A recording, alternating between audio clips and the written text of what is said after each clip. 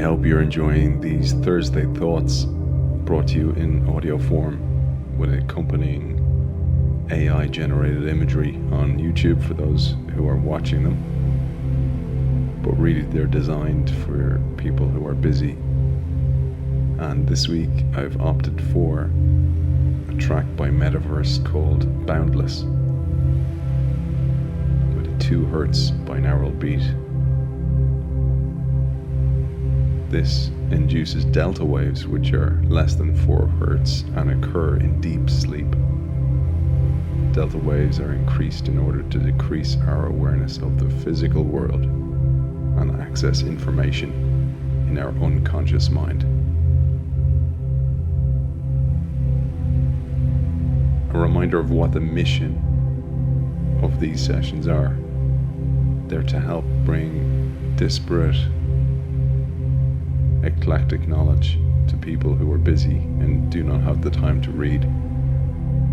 And the wisdom that I'm hopefully sharing with is accumulated through the Innovation Show and my own eclectic reading.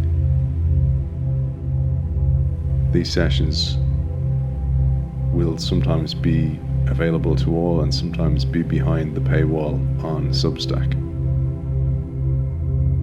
I don't know about you, but I just want to listen to the music. But let's get started. This week's post is called The Adversity Advantage. Today's struggles brew tomorrow's strength. The struggle you're in today is developing the strength you need for tomorrow. Robert Chew. In a world of abundance, we take many things for granted. Our morning coffee is one such example. A morning brew helps us win the battle for the morning by waking up and winning the neurochemical war. However, there is another battle that takes place using chemical warfare. The battlefield, the dense green foliage of the coffee plantation. Like any crop, coffee plants are subject to attack by pests. Many plants and trees have developed fascinating defense mechanisms to protect themselves against such attacks, like the stinging nettle to the human touch. When insects nibble on the foliage of coffee plants, they release defense compounds. One of the defense mechanisms of the coffee plant is the production of caffeine. Caffeine acts as a natural insecticide, deterring and even poisoning certain insects that attempt to feed on the plant. The caffeine content in coffee leaves and beans is toxic to many insects, making them less attractive to pests and reducing the likelihood of severe infestation. In addition to caffeine, coffee plants release an acid called chlorogenic acid. This acid acts as a natural fungicide and insecticide for the plant.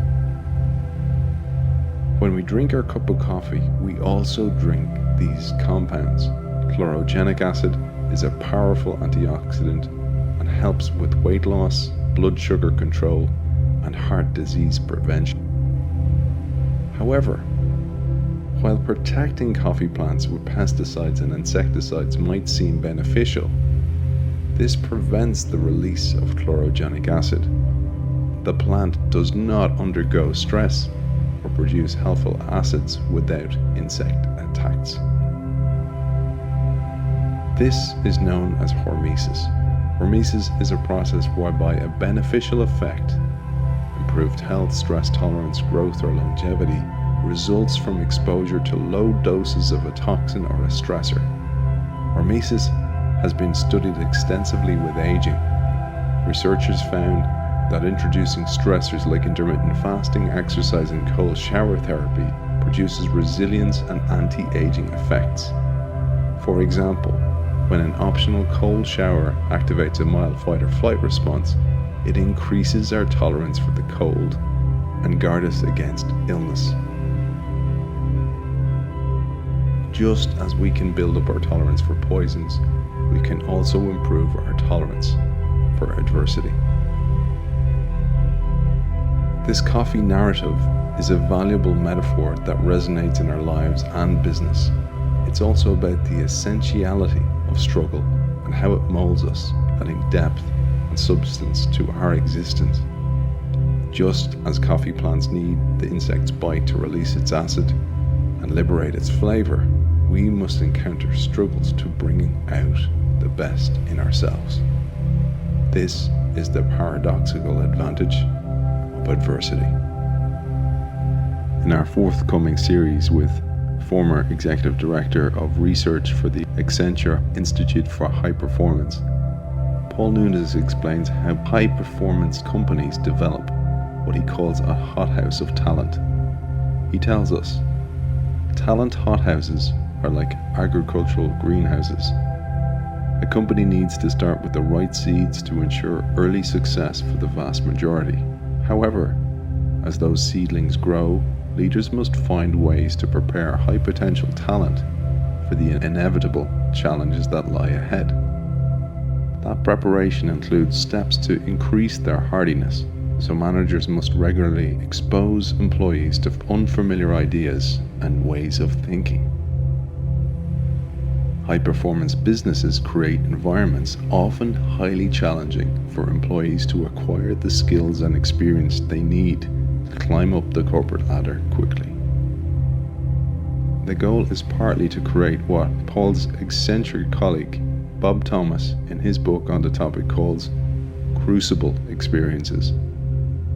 These life-changing events, whether on the job or not, hold lifetime lessons that can be mined to help transform somebody into a leader.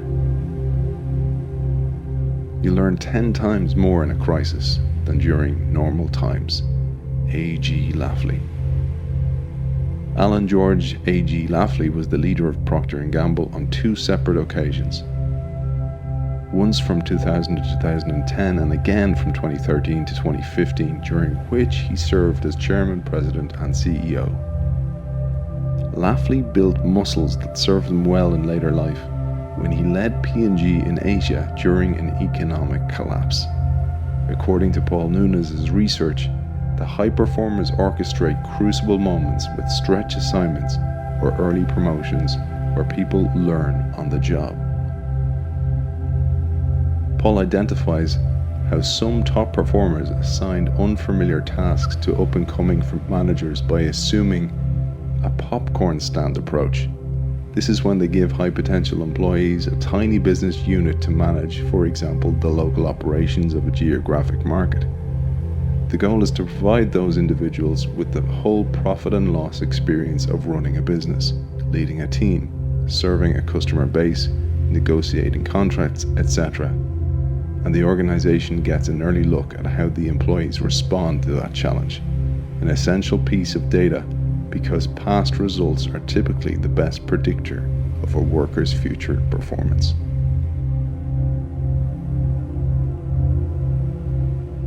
Failing towards success. Prediction errors.